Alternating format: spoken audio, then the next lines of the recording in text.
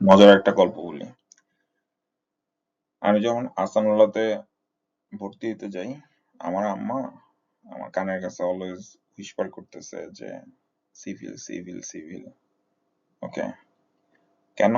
আম্মার চয়েস ছিল civil, wide job range, সবকিছুই ভালো।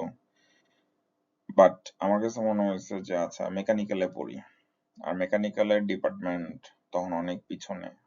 আচ্ছা মেকানিক্যালে পড়া ঠিক হবে কি হবে না, অনেকেই এইটার বিপক্ষে পক্ষে অনেক রকমের যুক্তি তর্ক দিয়ে বলছে। আমার কাছে মনে হয়েছে আচ্ছা পড়ি, কারণ যেহেতু প্যাশনটা ছিল আমার অটোমোবাইল এবং বিশাল ভাস্ট একটা সেক্টর, অনেক কিছু জানার মতো অপশন আছে। আমি গিয়ে মেকানিক্যালের মধ্যে ম্যাথমেটিক্যাল সাইড গুলা দেখে অনেস্টলি আমার মাথার টেম্পারেচার পুরো খারাপ হয়ে গেছে। আমি আসছি গাড়িগুলি বানাইতে, এইখানে এত অঙ্ক এবং কোনটার সাথে কোন অঙ্ক কানেক্টেড হইতেছে কোনো কিছু বুঝি নাই, পাশ করে গেছি। গাড়ির উপরে ফোকাস ছিল। যদি টাকা থাকে অবশ্যই মানুষের বিদেশ আসা উচিত। কেন? ইউকে আসার পরে ফার্স্ট টাইম রিয়েলাইজ করছি এদের অটোমেশনটা আসলে বিষয়টা কি। কন্টিনিউয়াসলি আমি যে খাবারের দোকানগুলোতে কাজ করতাম, যেহেতু তারা ইংলিশ স্টোর, ফ্র্যাঞ্চাইজ এবং ফাস্টফুড, এদেরকে সেফটি স্ট্যান্ডার্ড মেনটেন করতে হয়, এদেরকে ফাস্ট প্রোডাকশন ডেলিভারি করা লাগে, এবং তাদের যে ইকুইপমেন্ট গুলা যেভাবে প্লেস বাই প্লেস করা থাকে, ওইটা কাইন্ড অফ আমার জন্য ছিল একটা মানে নিউ ওয়ে অফ এক্সপ্লোরেশন। আমি ওই প্রথমবার আসলে বুঝতে পারছি, কারণ দেশে তো আমরা জাস্ট ম্যাথ দিয়ে একটা জিনিসের চুলার মধ্যে আগুন দিয়ে দিতেছি, কোন রকমের সেফটি বালাই নাই, আমাদের দেশে একটা লাইটিং লাগায়া আমরা সমস্ত কিছু করে ফেলতেছি, এই জন্য আমাদের দেশে শর্ট সার্কিটও বেশি। মানে আমরা আসলে এগুলার বিষয়ে কেয়ারলেস। আমরা যেটা করি সেটা হইতেছে আমাদের কিছু ফ্যাক্টরি আছে, আমরা ওই জায়গাগুলোতে কিছু প্রসিডিওর বাইরের কারণে ওই সার্টিফিকেট গুলো আমাদের লাগে, আমাদের ওই কমপ্লায়েন্স মেইনটেনেন্স এর জন্য আমরা করি।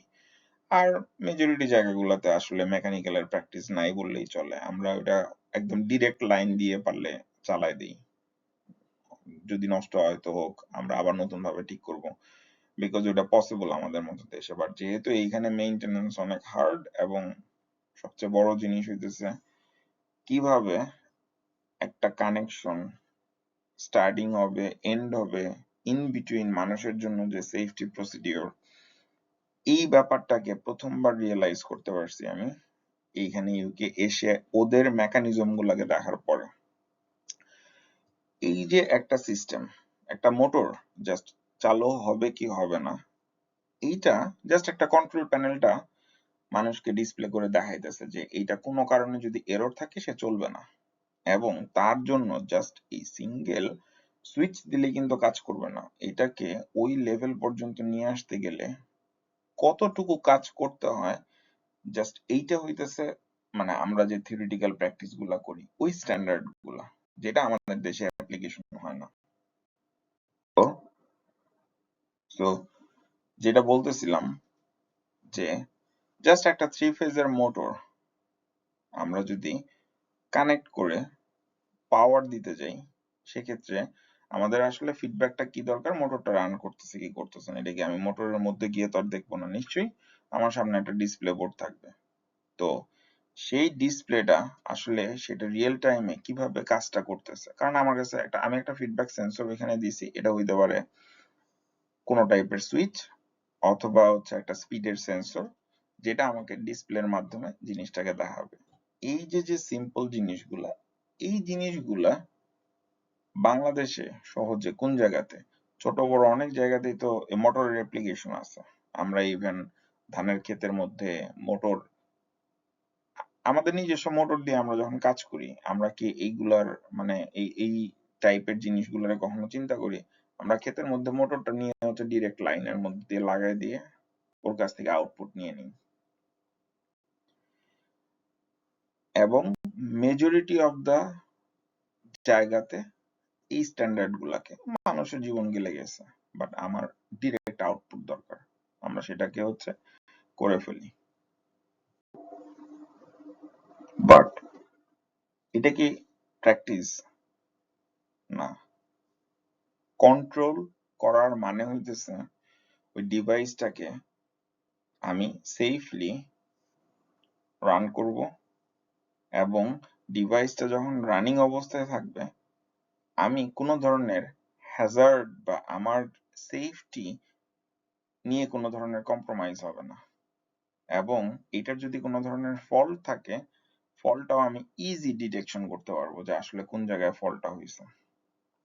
সাথে আমার সিস্টেমের লাইফ সাইকেলটাও প্রোটেকশনটা আমার কাছে বিষয়, যেগুলা আমাদের দেশে যখন হয় না, আমাদের ভোল্টেজ আপ ডাউনের কারণে এই যে আমাদের মোটরগুলো হচ্ছে জ্বলে যায়, কোন রকমের আমরা সেই জিনিসগুলোর হচ্ছে প্রোটেকশন থাকে না।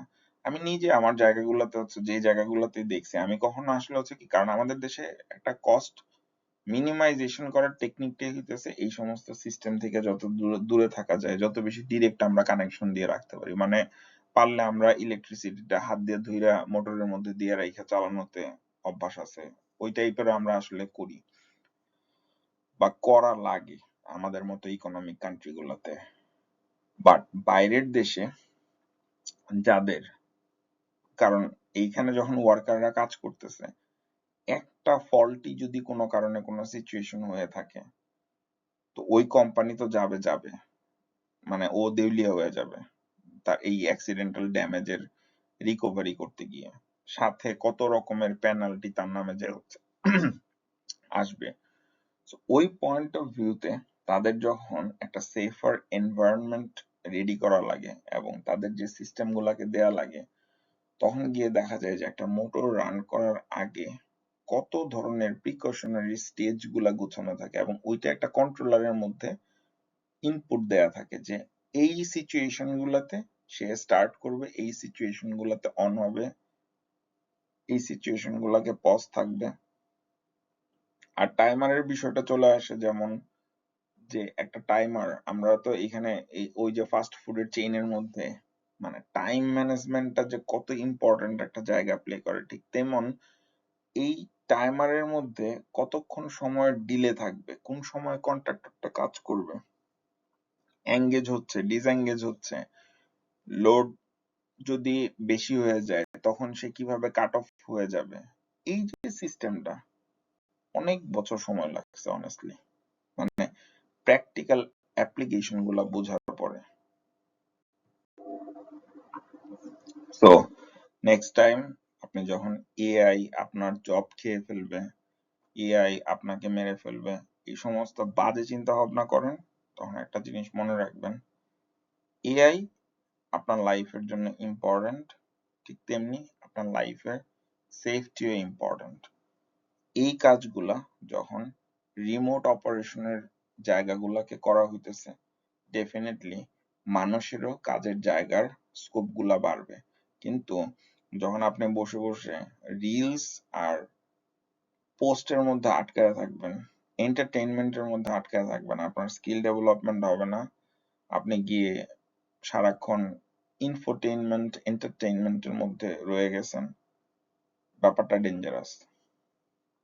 আপনি কোনো মোডের মধ্যেই নাই, শেখার জিনিসের মধ্যেও আইডিয়া নাই, কোনো কাজের ব্যাপারে ইন্টারেস্টেড না, অনলি আপনি একটা জিনিস বুঝেন লাইফে এন্টারটেইনমেন্ট এন্টারটেইনমেন্ট এন্টারটেইনমেন্ট।